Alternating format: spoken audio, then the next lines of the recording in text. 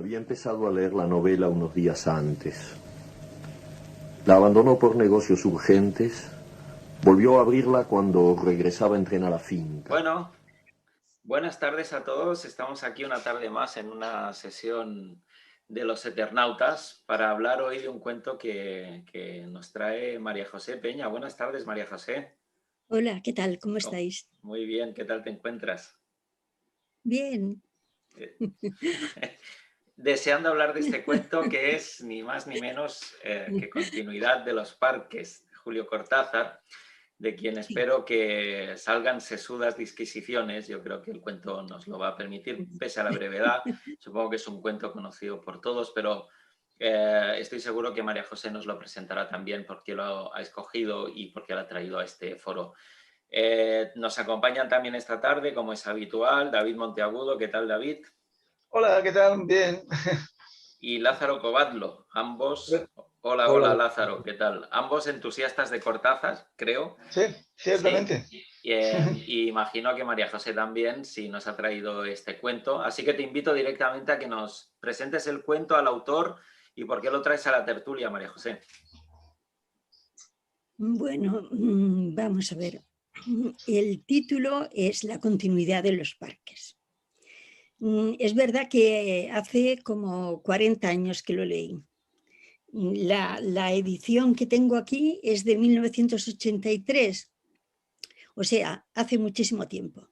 Y no lo he leído de la misma forma entonces que ahora. Es cierto, las personas cambiamos y no vemos las cosas exactamente igual, pero me pareció muy representativo de lo que podía ser la literatura de Cortázar, y precisamente por su brevedad nos detenemos con mayor, nos detenemos más detenidamente en cada una de las frases y podemos analizarlo de forma más amplia, aunque es cierto que un texto más amplio ganaría en profundidad a la hora de analizarlo, ¿no?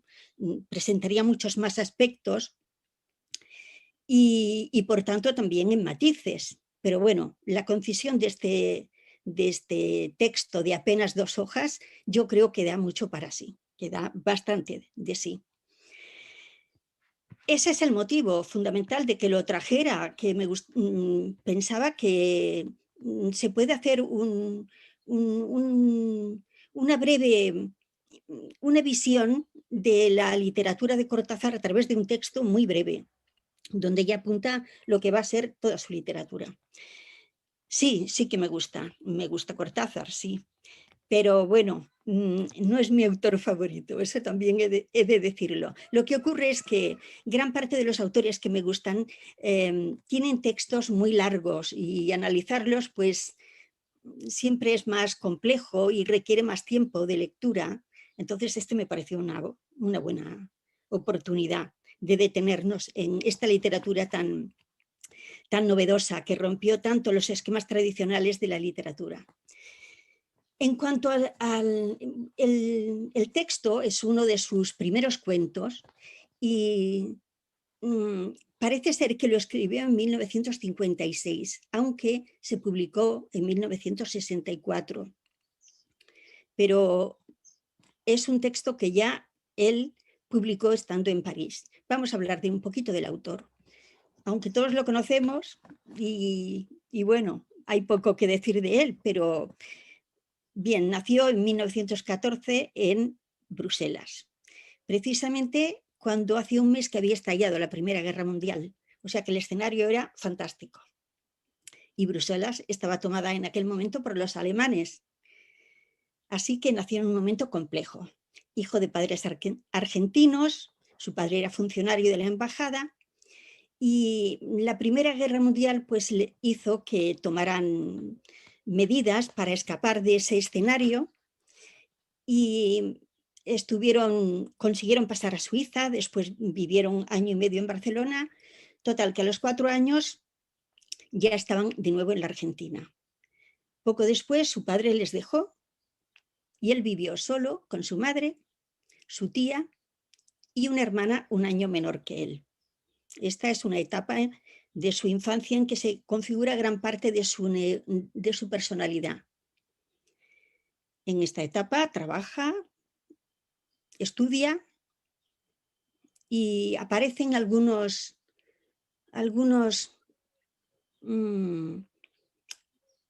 aspectos recurrentes luego recurrentes en su literatura.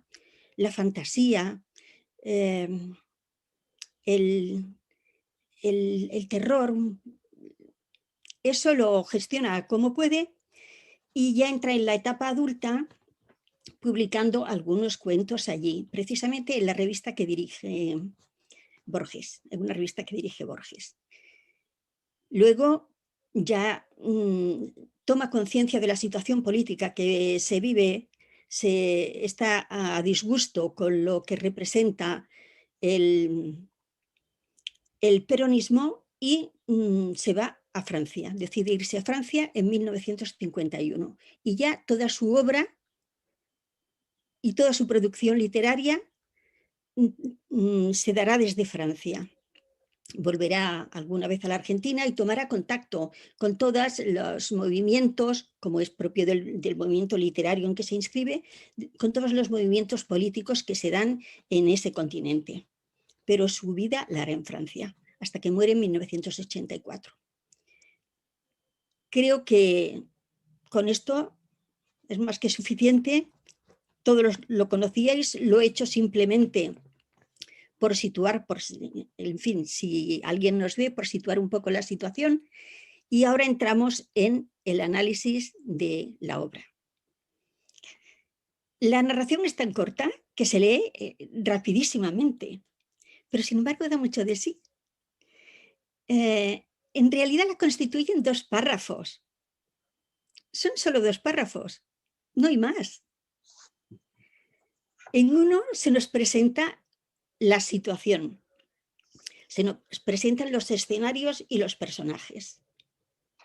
Y en el otro párrafo más breve se nos presenta el desarrollo y el desenlace. Esa es, en síntesis, la trama.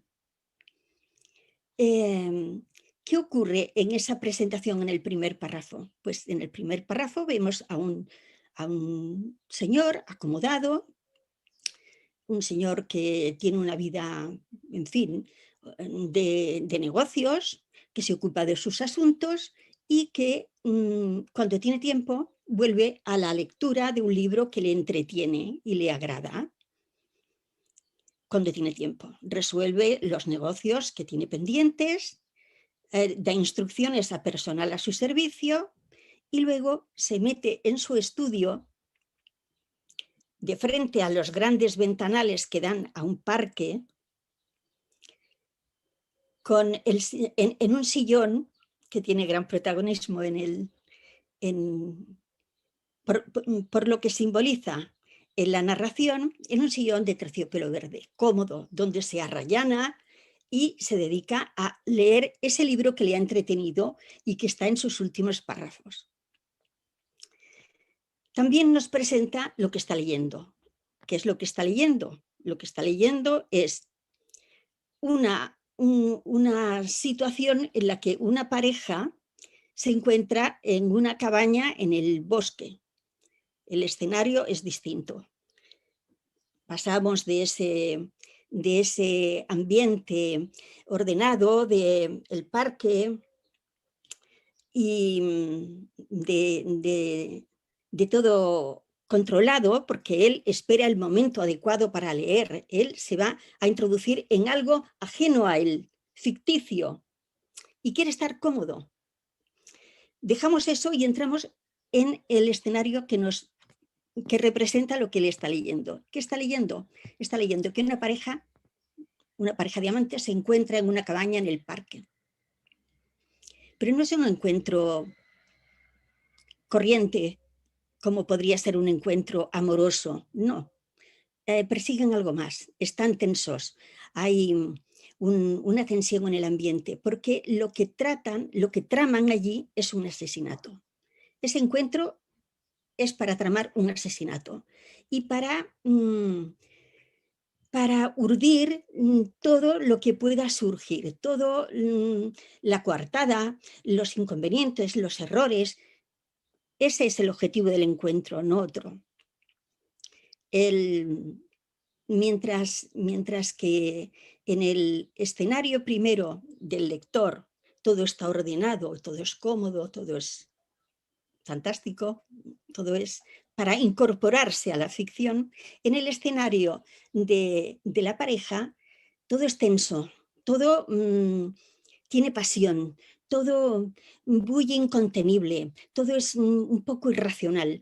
Es un monte, es agreste, es salvaje, no es como el jardín ordenado del parque. Los sentimientos son completamente distintos, están llenos de furia, de pasión, de decisión por cambiar las cosas. Son escenarios psicológicos y geográficos completamente distintos.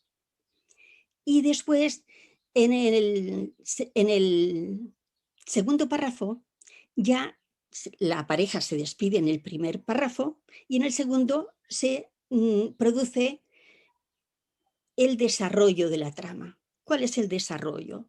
Es que el asesinato que han tramado, que han urdido, se va a desarrollar. Uno de ellos, el hombre, lo va a ejecutar. Lleva un puñal y, siguiendo las instrucciones de ella, va a matar al marido de ella. Sigue las instrucciones. ¿Cuáles son las instrucciones? Aproxímate a la casa. Elude los inconvenientes que vas a encontrar allí. Los perros, el mayordomo, todo esto ya lo tenían ellos preparado, ya lo tenían decidido cómo había que hacerlo. Y una vez que entres en la casa, dirígete a tal estancia. Pasa de esta, pasa de la otra, sube por más allá y al final llega a donde está él. ¿Y qué encuentra? Llega a un salón. ¿Y qué encuentra? Un caballero que está leyendo de espaldas a la puerta, en un sillón verde y de frente hacia un parque. Se aproxima y ahí se acaba. Ahí se acaba la trama, porque la trama queda abierta. Lo que sabemos es que los personajes de la ficción, los que está leyendo el personaje que está arrellanado en su sillón, esos personajes se han incorporado a un plano de realidad distinta, el del lector. Y el lector sucumbe a la muerte que le practica la persona a quien está leyendo. Ese juego tan bonito, tan apasionante, tan novedoso, es lo que constituye parte de la literatura de Julio Cortázar. ¿Yo qué quería comentar de todo esto? Además de la trama, creo que los personajes merecen un tratamiento especial, porque, claro, son tres y son los que van a fundir la acción y el tiempo al final. Se tienen que contemplar a todos ellos. El personaje lector, el hombre acomodado que se arrayana en su sillón para leer, representa la literatura tradicional. Es un hombre que va sencillamente a leer ficción. Por eso busca la comodidad. No quiere otra cosa. Quiere que se lo den hecho, que le den algo que le distraiga. No busca nada más. Esa es la personalidad que se nos presenta. Los otros dos son personajes que solo hablan de su situación o expresan su situación personal, la tensión que viven y la decisión que toman. Y eso es violencia. La pasión que viven es violencia. No tiene nada que ver con la vida tan burguesa y acomodaticia del personaje que lee. También no solo es violencia esa pasión que viven, es violencia también lo que van a desarrollar. Lo que van a desarrollar es un crimen. Es un crimen. Todo eso les convierte en seres muy opuestos dentro de esos dos párrafos que constituyen la narración. Seres muy opuestos. Aunque no haya un diálogo explícito y todo sea fruto de la presentación que va haciendo el narrador, son dos universos completamente distintos. Dos universos que al final sí se funden e incorporan a un tercer plano de presencia. No solamente al autor, a Julio Cortázar, sino al que está leyendo esta trama que se desarrolla. Lo incorporan, ¿por qué? Porque se queda sin su final. Algo tendrá que decir o algo tendrá que hacer. Este es el nuevo personaje que introduce el relato. El personaje que no se ve. El personaje que al final tiene que completar la historia. El personaje que ya no puede conformarse con la literatura tradicional, con la literatura en la que te lo dan todo hecho, con la literatura con la que se conformaba el personaje primero, el del sillón.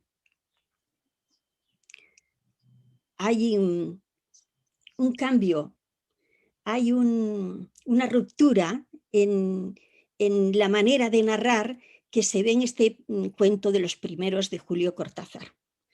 Después llegarán obras mucho más profundas, pero yo creo que aquí ya se aprecia bastante todo lo que es la literatura de Cortázar.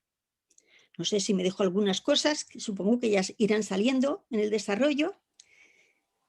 Y nada, os cedo la palabra.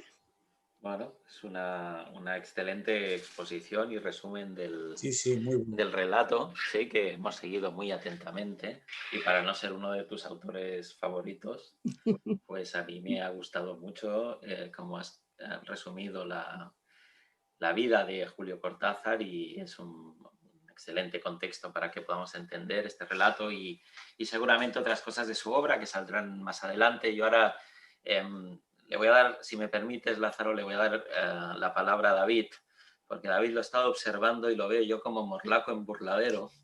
Está él allí con ganas de saltar al ruedo, desfogarse. Lo he visto contenido por momentos, retorcido, no arrellanado en el sillón, más bien todo lo contrario.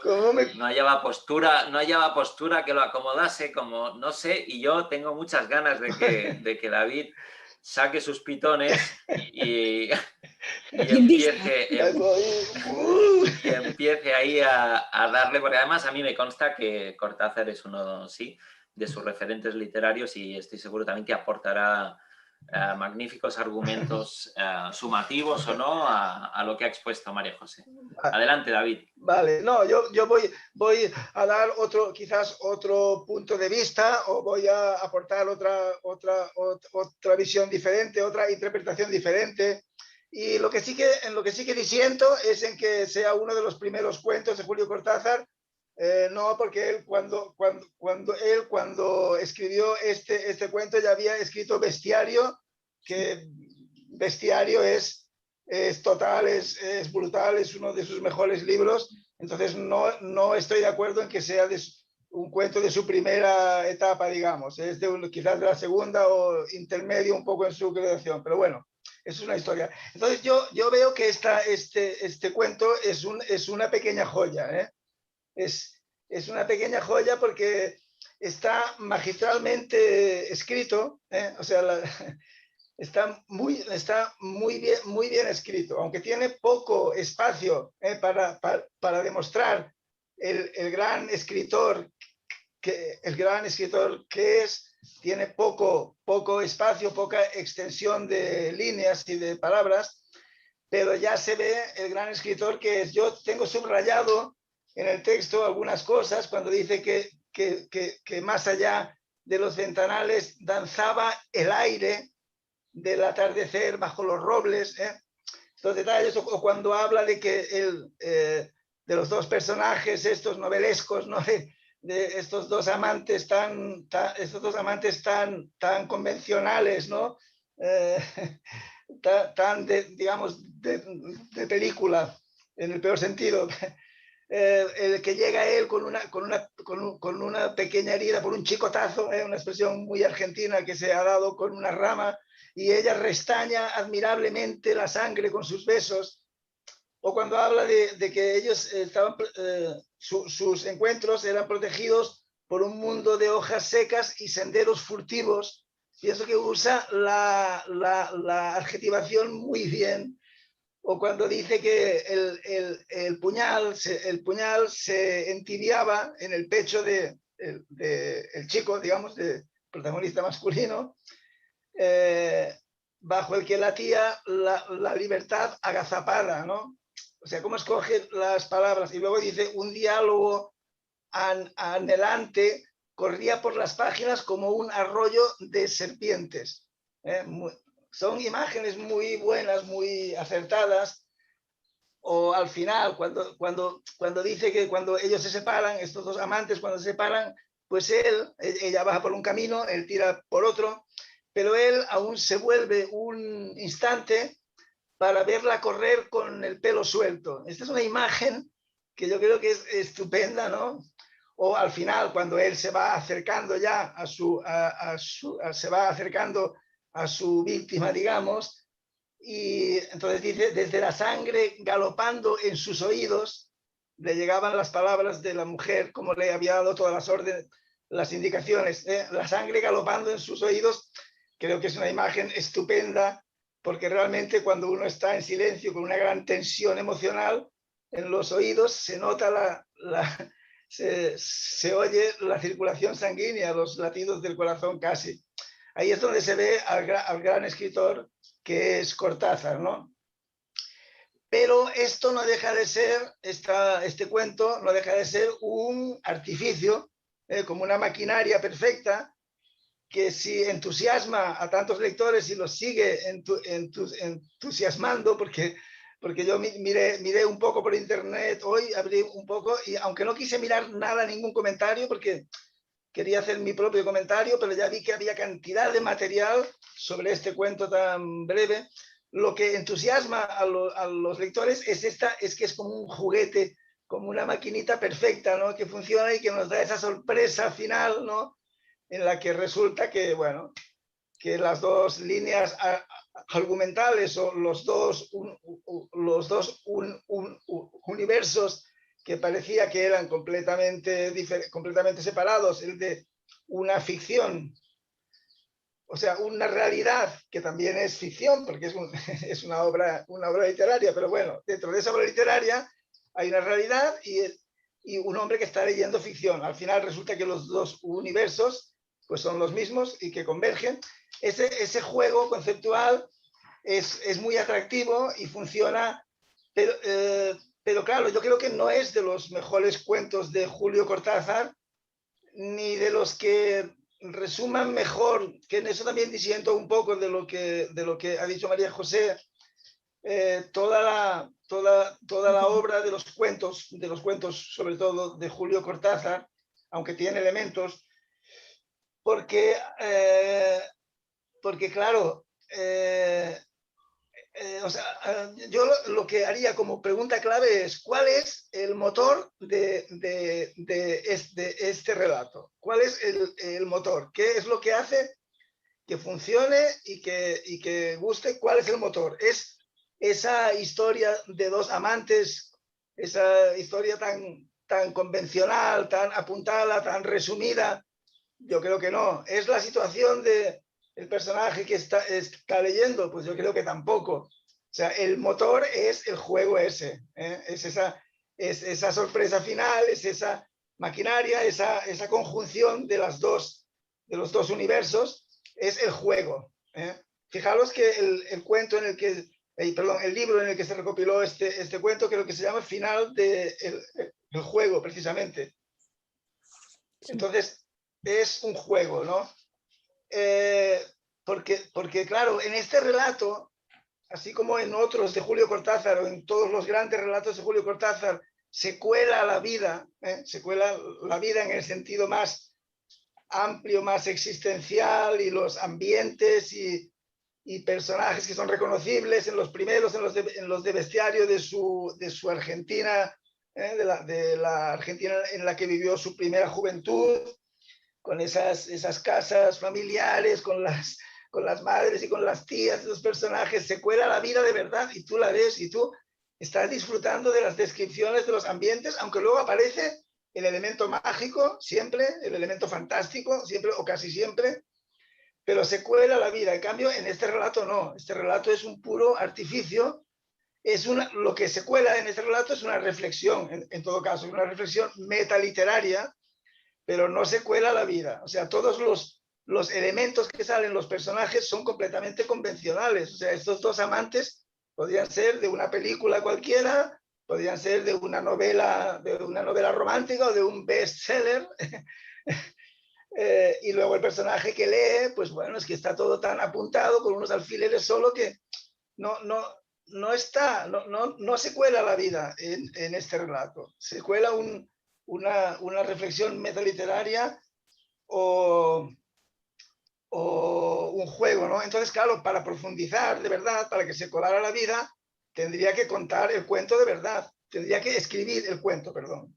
O sea, que escribirlo. Y si lo escribiera Cortázar, aunque la historia en principio solo se nos apunta a una historia de infidelidad y al final de cómo se planea un asesinato para librarse del marido, que es una cosa que hemos visto mil veces, seguro que Cortázar esto lo contaría estupendamente y al final sería un gran cuento, pero es que no lo cuenta. O sea, aquí un poco la gracia es que no lo cuenta, él resume.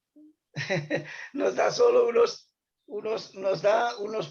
pocos apuntes, hace un resumen de lo que sería un cuento.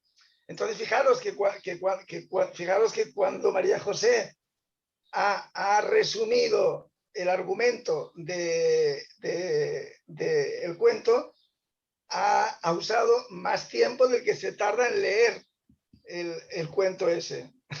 O sea, no cuando ha reflexionado María José sobre Cortázar y cuando ha explicado, cuando ha resumido el cuento, ha tardado más que lo que es el cuento en sí. Es una historia que está apuntada con unos pocos detalles, que están hechos, como ya he dicho antes, con gran maestría, como lo puede hacer es un gran escritor, pero es que no cuenta el cuento y por lo tanto ahí no hay realidad, no hay vida, hay una serie de convenciones.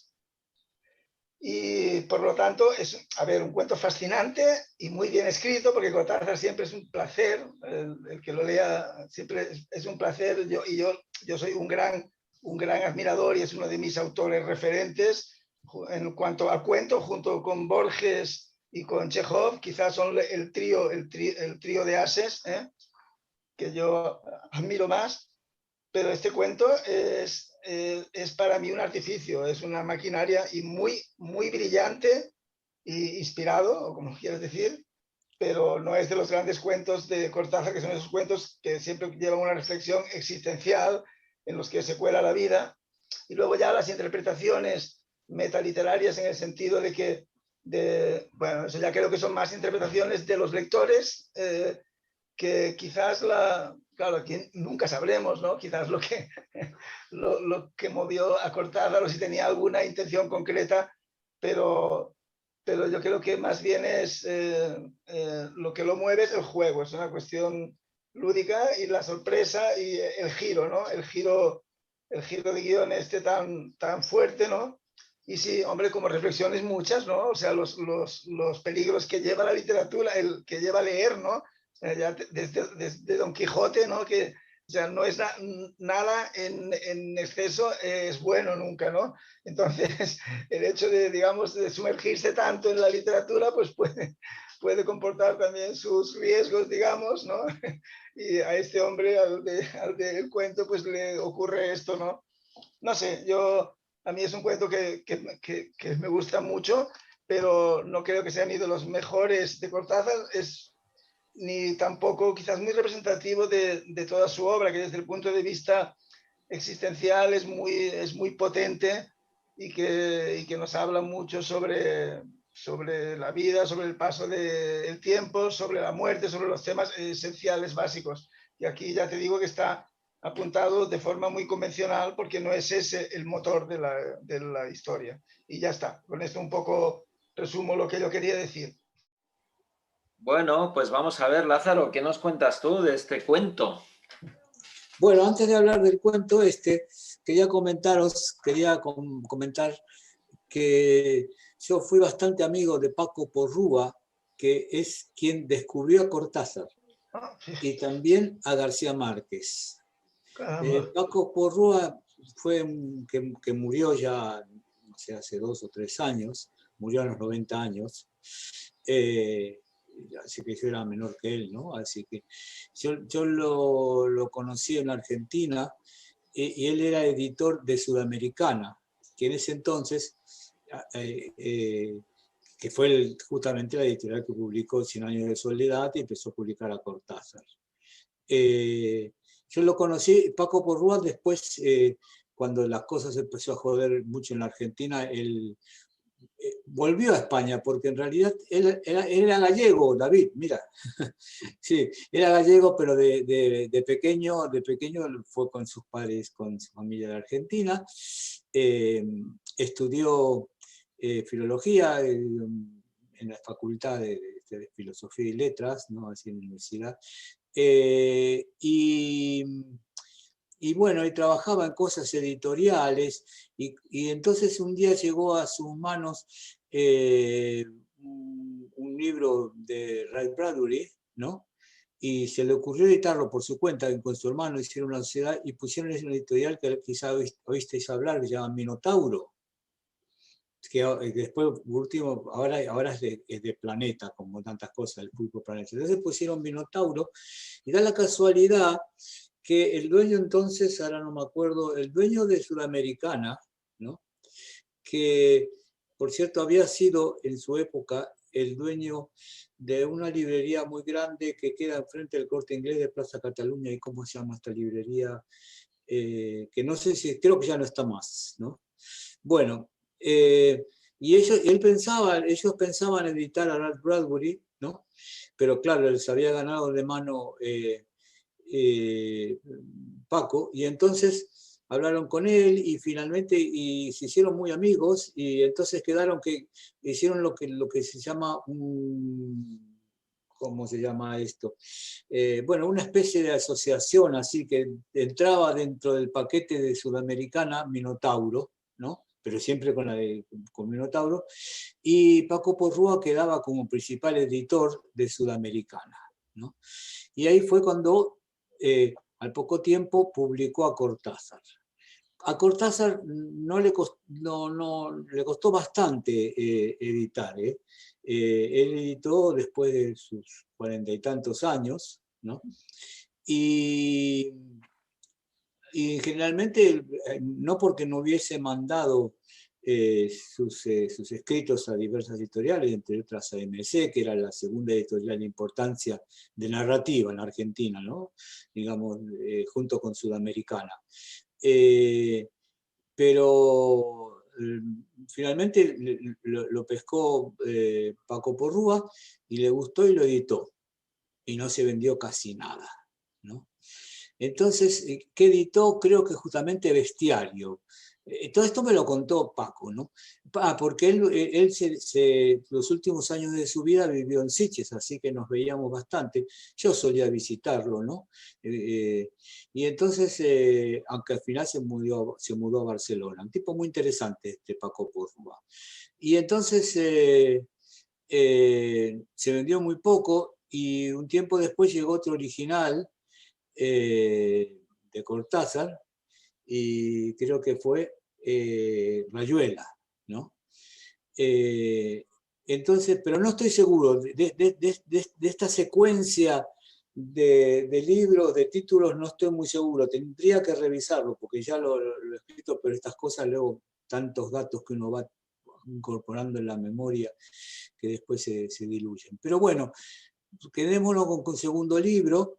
Y entonces, claro, el dueño el editor mayor, el dueño de Sudamericana, dijo, no, pero si no se vendió nada, ¿no? Pero a Paco Porrúa le gustaba tanto los cuentos de Cortázar que le dijo, bueno, aunque sea hagamos una edición muy limitada, pero hay que editarlo, este hombre hay que editarlo, ¿no? Es que realmente era un amante de la literatura, Paco Porrúa, ¿no? Y bueno, le hicieron caso y justamente ese libro se vendió mucho y ahí empezó a despegar Cortázar, ¿no? Que fue más o menos por los años 60, hacia el final de los 50. Bueno, entonces vamos a esta cuestión del libro, ¿no? Estoy muy de acuerdo con lo que dice David, que se trata de un juego, es un juego, ¿no? Y en ese sentido, habría que pensar que quizá toda la narrativa es un juego, ¿no? Dentro de la literatura, la narrativa es un juego, ¿no? Cuando nos estamos contando los chismes unos a los otros, estamos jugando, ¿no? Es una forma de jugar. Y la invención de cosas es un juego. En este caso, este libro efectivamente no te plantea ningún dilema existencial ni nada por el estilo, porque este juego va de otra cosa, ¿no? No de una historia profunda que nos revele, digamos, una situación social o psicológica, ¿no? En la cual los personajes tienen, sino que va justamente, se tiene al juego de la narrativa. Y por eso tiene esa forma circular, ¿no? Es decir, es casi como una broma, ¿verdad? Una broma exquisita, diría, no una broma macabra, ¿no? Entonces, yo quería poner algunos ejemplos. Bueno, sí, evidentemente él regresa en tren a la finca, puede ser que sea un estanciero, creo que todos sabemos que es un estanciero, ¿no? Es una persona que tiene una finca, una estancia es una finca grande, ¿no? Que no se puede a veces abarcar caminando de un costado al otro, a lo mejor necesitas 2 horas, hay grandes y pequeñas, pero una estancia no es de ningún modo una granja ni nada por el estilo, es una finca grande. Bueno, entonces, este hombre está rellenado, que pone en su sesión favorito, de espaldas a la puerta, pero tiene que poner de espaldas a la puerta porque si no lo vería entrar, ¿no? Y entonces describe el parque, etcétera, etcétera, que da pie a esto de continuidad de los parques, ¿no? Entonces, yo creo que es una pequeña lección de narrativa esto, ¿no? Porque aquí pone, su memoria retenía sin esfuerzo los nombres y las imágenes de los protagonistas. La ilusión novelesca lo ganó casi enseguida, que es esto que decía María José, que era para entretenerse, ¿no? La ilusión novelesca. Gozaba del placer casi perverso de irse desgajando línea a línea de lo que lo rodeaba y sentir a la vez que su cabeza descansaba cómodamente en el terciopelo del alto respaldo. Entonces, esta descripción del sillón, que es otro de los protagonistas de los personajes de historia, después aparece cuando, al final de todo, la puerta del salón y entonces el puñal en la mano, la luz de los ventanales, el salto resplandor de un sillón de terciopelo verde, la cabeza del hombre en el sillón leyendo una novela, ¿no? Entonces, claro, obviamente, poner algo más, explicar algo más, sería tomar el pelo al sería una grosería, ¿no? Este cuentito es una joyita, ¿no? Circular, que podríamos llamarlo como una especie de entremés, ¿no?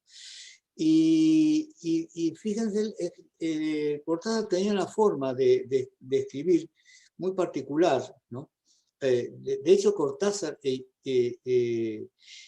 inauguró un estilo de forma de escribir, ¿no?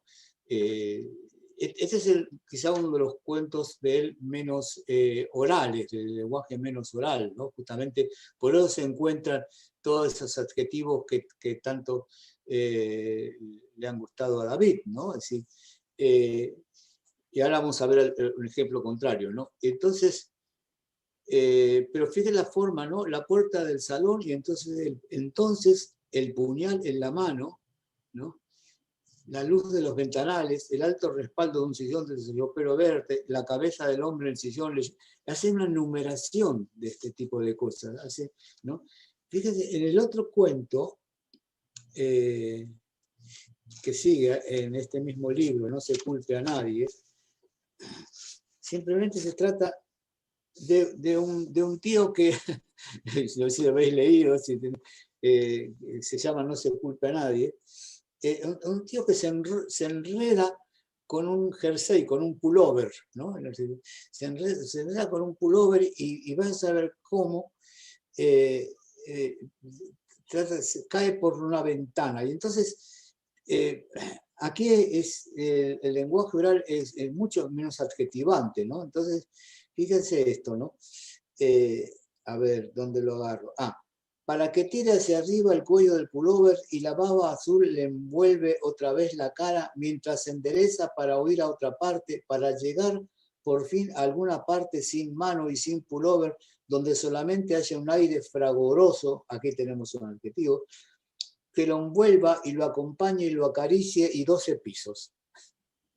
O sea, que cae y 12 pisos, ¿no? Entonces, la capacidad de síntesis, ¿no? que tenía este hombre cuando escribía, ¿no? Realmente resulta admirable. Bueno, con respecto al final del juego, yo iba a decir, hacer notar una serie de cosas que hizo notar David, ¿no? Pero ¿qué es esto, no? Que es un juego y que no es, efectivamente no es una historia, una ficción que revele situaciones existenciales, tampoco creo que se lo haya propuesto, y no creo que esté mal que sea así. Y está justamente en esa estela de Borges, que también le gustaba jugar, ¿no? Con esos finales sorpresivos, ¿no? Como aparece en El hombre de la esquina rosada, o en Sur, ¿no? Así que finales lapidantes, así terminantes, ¿no? Pero que se ve más este tipo de juegos en Borges, justamente en El jardín de los senderos que se bifurcan y ese tipo de cosas. Yo creo que Cortázar tomó muchas cosas de Borges, ¿no? Y después le dio un giro, ¿no? Bueno, generalmente sus historias se agarra mucho del lenguaje oral y por eso nos identificamos, ¿no? Eso de las tías, la madre, todo ese tipo de cosas, ¿no? Que lo retratan a él, que vivió con mujeres, ¿no? En Banfield, que es una ciudad, por decir, un pueblo pequeño, bueno, no tan pequeño, un pueblo grande, mejor dicho, perdón, un pueblo, pero en las afueras de esa gran ciudad que es Buenos Aires, ¿no? Y por último, una cosa que me parece, lo que encontramos leyendo a Cortázar es esa música. Cortázar yo siempre he pensado que se escribe con el oído, ¿no? También se escribe con la vista, pero se escribe mucho con el oído. Y Cortázar, evidentemente, tenía un gran oído, ¿no? Tenía un gran oído y eso lo vemos en todas el desarrollo de sus narraciones. No, yo no sé, de este cuento en especial creo que hay que destacar esto, la calidad de juego y la calidad circular, como ese juego con la narración, ese juego con contar cosas, ¿no? Que me hace acordar a ciertos juegos de niños, ¿no? No sé, se jugaban en la Argentina, aquí se da mucho. Al gran Bonete se le ha perdido un pajarito y dice que José lo tiene. Entonces José tú dices, ¿yo señor? Sí señor, no señor, pues entonces ¿quién lo tiene? Y así, ¿no? Y la otra cosa que a mí me hacía mucho rabiar de pequeño, ¿no? que le dice, ¿quieres que te cuente el cuento del gallo colorado? Sí. Yo no te dije sí, te dije si quieres que te cuente el cuento del gallo colorado. Que sí, que quiero, no te dije que sí, que quiero, te dije. Entonces, que esas cosas tan populares, ¿no? Y aparece en este tipo este es el juego los juegos que desarrolla Cortázar. Y no mucho más por ahora.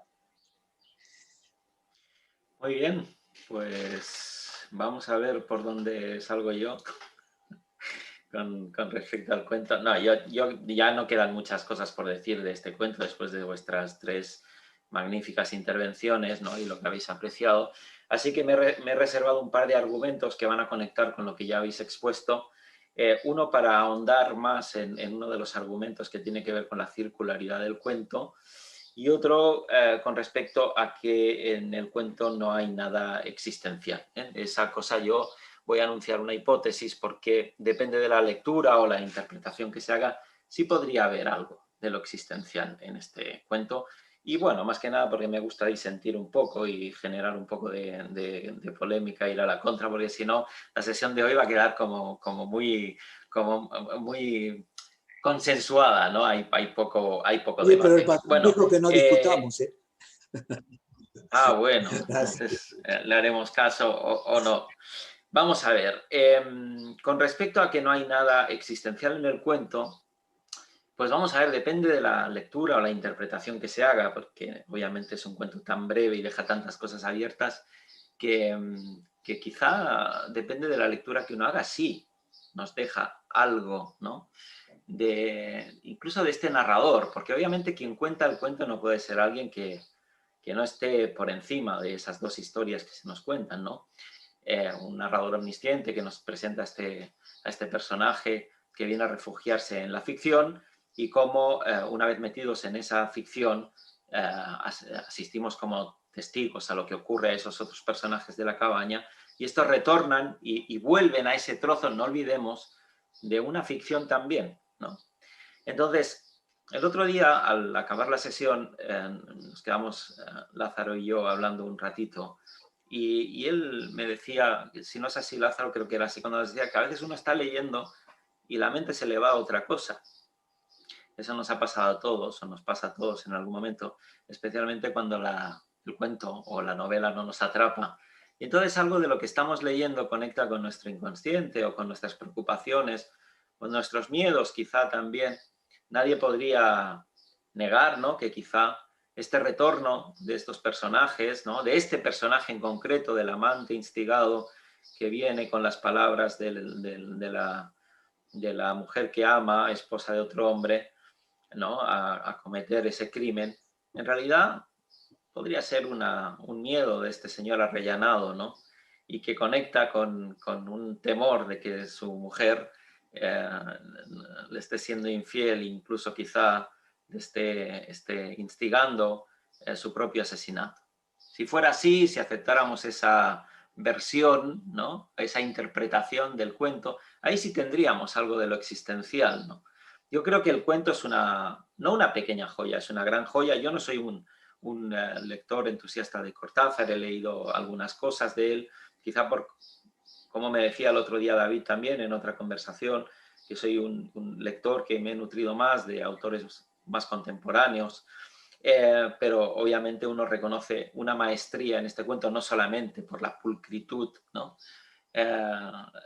y la nitidez de esta prosa, ¿no?, que nos deja un poco... Es curioso porque la prosa es tremendamente nítida, lo que nos muestra es tremendamente nítido, ¿no? Es muy perspicuo, ¿no?, en este sentido el cuento. Y sin embargo, cuando uno sale de él, de últimos, tiene la sensación como si lo hubieran noqueado, como si de algún lugar, ¿no?, le hubieran metido un derechazo, y tiene la necesidad casi compulsiva de volver al cuento porque quizás se dejó algo en la lectura, una frase, un matiz, algo que no pilló, y uno trata de entender la peripecia, porque no deja de haber ahí una peripecia, como bien habéis notado, una circularidad que yo me atrevería a decir que tiene un matiz importante, ¿eh? Y el matiz importante que tiene esta circularidad es que es una perfecta banda o anillo de Moebius, ¿sí? Exacto, sí. para quien, supongo que la conocéis, esta figura de la topología matemática, que no deja de ser nada más que una cinta unida de un extremo al otro, a la que se le ha provocado una media torsión, un lazo que hay una media torsión, de manera que las propiedades de esa cinta, que en un principio tenía dos caras, ¿verdad?, pasa a tener solamente una, y podemos pasar, ¿no?, de uno a otro de los lados que ya no existen como tales, porque es un único lado, ¿sí?, sin que nos demos cuenta. Y yo creo que aquí Cortázar lo que hace es un ejercicio de maestría en ese sentido, porque lo que pone, ¿no?, en funcionamiento es una banda de Moebius desde el punto de vista literario. No necesita mucho recorrido, no necesita grandes matices, grandes explicaciones como maestro, ¿no?, de la síntesis, y nos sitúa, ¿no?, en esa vuelta que podamos dar constantemente y estar siempre en esa misma cara, porque ya es solo una. Obviamente, esa cinta de Moebius, si uno la sitúa solamente en la esfera de ese lector arrellanado, esa parte de la ficción, con la subficción, ¿verdad?, sería una única cinta. Pero claro, es que aquí además hay un lector que asiste a esa narración y que por lo tanto habría que establecer un nuevo lazo, ¿verdad? Y por lo tanto la cinta de Moebius ya no sería solamente, ¿no?, perdonad, ya no sería solamente de dos ejes, sino que tendría un tercer eje, posiblemente alguno más, ¿no? Es decir, este cuento podría ser formulado en términos de la topología matemática y posiblemente con una fórmula. Y en ese sentido yo creo que eso le da al cuento una maestría que perdería si fuera más extenso, posiblemente, no lo necesita,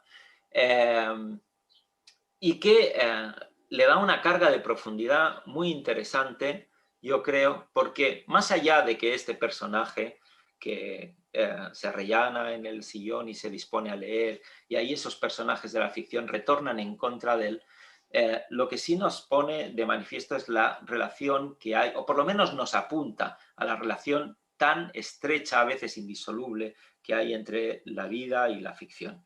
Y yo creo que ese es un tema también interesantísimo y que también lo es en términos estrictamente existenciales, y por lo tanto yo creo que ese cuento también nos hace reflexionar acerca de eso, ¿no?, del papel que puede jugar la ficción en nuestra propia existencia, o incluso nuestra propia existencia en la ficción. Porque para hacer un pequeño juego de Moebius también en esta sesión, ¿no?, tal como nos decía María José al principio, este cuento lo leí hace 40 años y ahora que lo he vuelto a leer ya es otra cosa, ¿no? Y por lo tanto, nosotros también, de alguna manera, intervenimos en la ficción que leemos, que no es única, sino que es mutante, aunque seamos nosotros los que hayamos cambiado, y eso haya permanecido en principio inalterable después de tantos años. Pero uno, cuando vuelve a ese texto, como obviamente ya no es el mismo, el texto tampoco puede serlo, porque en realidad el texto no lo es en sí mismo, sino que es o tiene su esencia en tanto el efecto que nos provoca o nos produce. Y a mí me parece que eso es un ejercicio magnífico y que nos conecta también, ¿no?, con ese otro argumento que nos daba David, que es pues cómo de alguna manera pues ahora se me ha ido el cuento, el argumento que había dado antes David, se me ha ido por completo, pero que nos conectaba también con uno de los puntos que habías dado tú, David, de esa cosa, ¿no?, esa intersección que, sí, ya lo he recuperado, ¿no?, de por qué un cuento de hace tanto tiempo o algo que es de carácter clásico, un argumento que tú has dado en muchas ocasiones, ¿no?, tiene vigencia también, ¿no?, porque de alguna manera también ese mismo texto se va reconstruyendo con el paso del tiempo. A mí me parece magnífico este cuento. Yo lo había leído también hace, no sé, 7, 8 años, lo he vuelto a leer, y a mí me parece que es una joya, no pequeña, sino una gran joya literaria, y posiblemente no sea de lo mejor de Cortázar. Probablemente David pues nos diría alguna otra cosa que para él es mucho mejor, que conoce bien y en profundidad su obra. y que por lo tanto me quedo con esa duda. No sé si ahora cuando acabe David nos podrás decir pues algún cuento que a ti te parezca mejor y recomendárnoslo, ¿sí? Él dijo, hombre, por supuesto, ¿cómo no? ¿Cómo no te, ¿no? Y también me queda un poco la duda de que María José, si quieres, nos digas quiénes son tus autores favoritos, ¿no? Porque aunque has dicho, ¿verdad? No es Cortázar uno de mis autores favoritos, ¿no es cierto? Pues a mí yo me quedo con esa inquietud y si quieres también nos lo revelas. Yo no tendría mucho más que decir, porque obviamente estoy completamente de acuerdo con todo, casi todo lo que habéis dicho. Algunas cosas no puedo estar ni muy de acuerdo ni en desacuerdo. No sé hasta qué punto este cuento puede ser representativo o hegemónico en cuanto a la obra de Cortázar, porque la desconozco en su mayor parte. Pero a mí sí me parece un texto que yo conocía y por lo tanto ya el hecho de que sea un texto que sin yo conocer, por ejemplo, toda la obra, sí conociera este y algunos otros, ¿no? Y haya vuelto a él en más de una ocasión, a mí me parece que es excelso. Es cierto, fijaros también la coincidencia que estos días estoy leyendo un pequeño ensayo de un autor que ahora, disculpadme, que no recuerdo, un autor francés muy filosófico, ¿verdad?, que se titula ¿Por qué nos creemos los cuentos?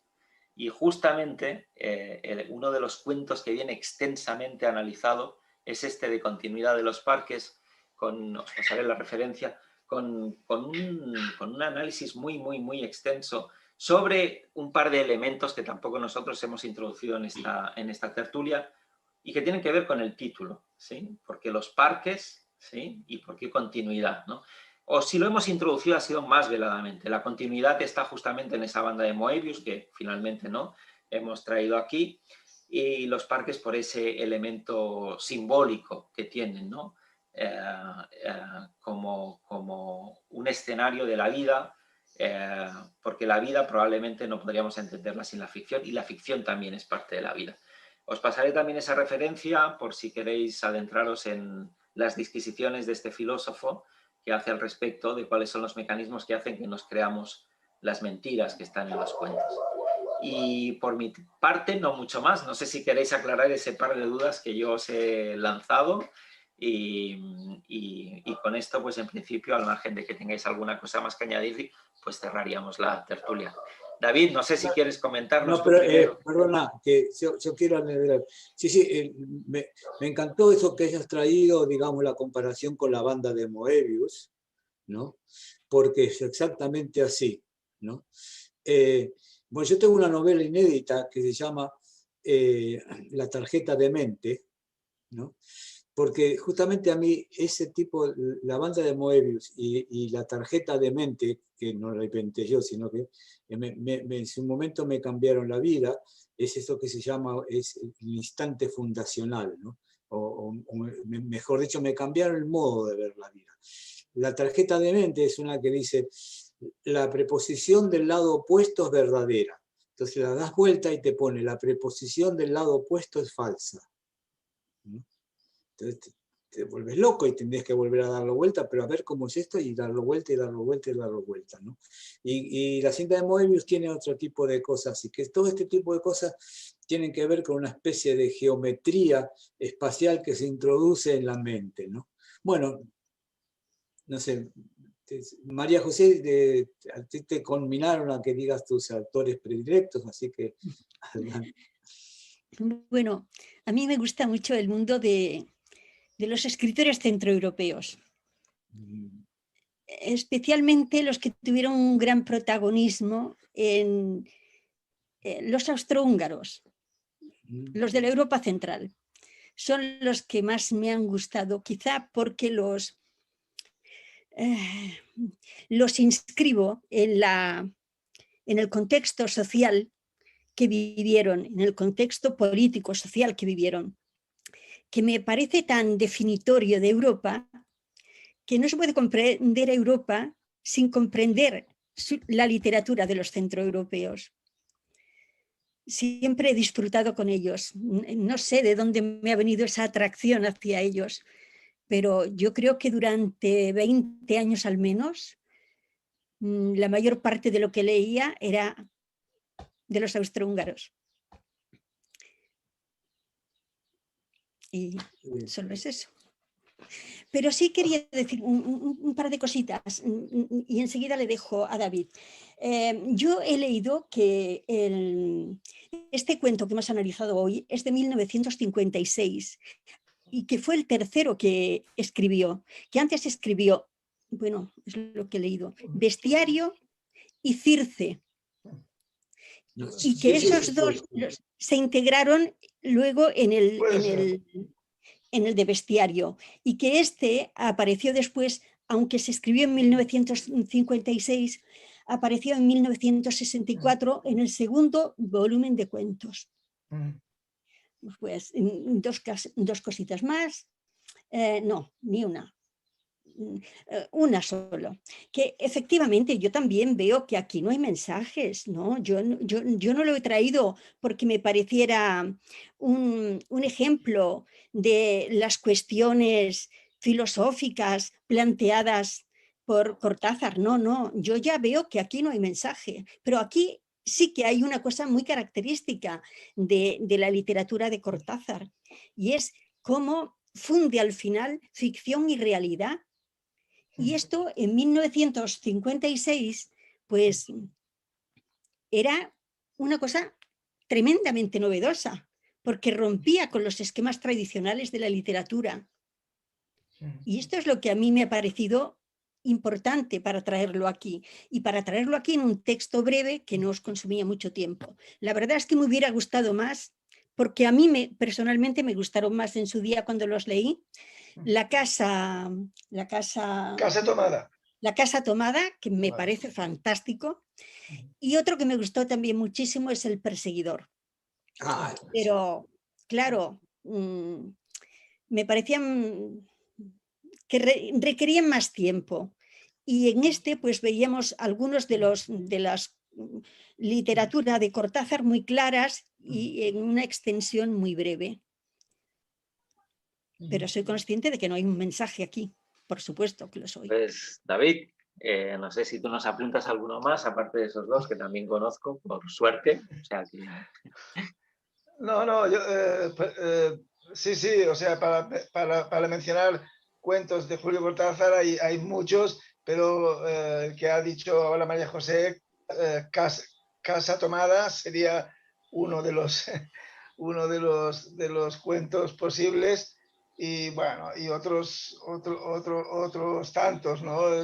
Yo lo que quería apuntar como una curiosidad es que Cortázar tiene un cuento que es de uno de sus últimos libros, un libro que se titula con el título de uno de los cuentos, que es Queremos tanto a Glenda, y que hay, en ese libro hay un cuento que se titula Cinta de Moebius o Banda de Moebius. Anillo de Moebius. Anillo de Moebius, exacto, es como lo titula él. Y ahí sí que lo titula explícitamente con ese título. En cambio, es un cuento que para mí es mucho menos interesante, y es un cuento mucho más largo, y que a mí no me dejó una especial huella, porque eso ya era al final, ya en sus últimos cuentos precisamente, o las últimas cosas que iba escribiendo, y ya no estaba quizás tan inspirado como en otros momentos. Y luego también apuntar como curiosidad que yo he tenido acceso a un manuscrito de José Matas, que es un libro de cuentos que quizás algún día podamos leer, podamos ver publicado, aparte de que tiene otro también, pues también el libro, el primer cuento, empieza con un cuento que se titula Banda de Moebius. Sí. O sea que el tema parece ser que da para mucho, y que es un tema que es como muy literario, curiosamente, ¿no? Aunque es muy matemático, pero parece ser que también es muy literario. Ya está. Pues sí, una curiosidad también. Ojalá algún día lo podamos también tener editado. Bueno, pues si no hay nada más, cerraremos aquí la sesión de hoy. Estupenda y magnífica también, como siempre, y os emplazo para la siguiente sesión que tendremos el próximo domingo, y también enseguida a disposición de todos nuestros espectadores. Así que os agradezco que hayáis estado esta tarde aquí, y nos vemos en la siguiente. Muy bien. Muy bien. Pues en la siguiente nos vemos. Hala, hasta el domingo.